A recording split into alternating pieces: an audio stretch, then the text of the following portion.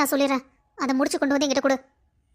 பாத்தியா, ஒரு பேச்சுக்கு கூட நீ என்கிட்ட நீ எப்படி இருக்கன்னு ஒரு வார்த்தை கேட்டியா?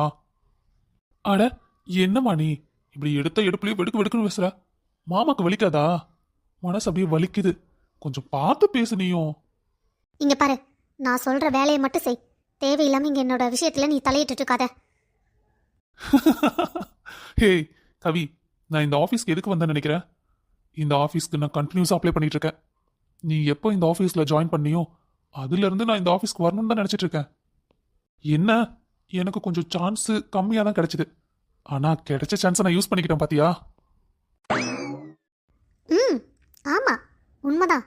எல்லாத்தையும் யூஸிங் த்ரோ மாதிரி யூஸ் பண்ணிட்டு தூக்கி எறிகிறவன் தான் நீ. அப்படிதான் பேசுவ.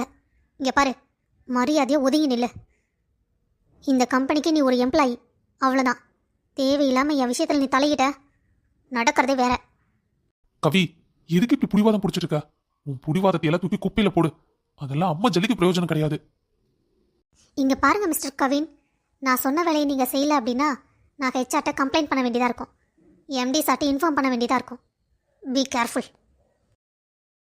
இங்க பாரு கவி, எங்க போனாலும் சரி உன் நிழல் மாதிரி நான் உன் பின்னாடி தான் இருப்பேன்.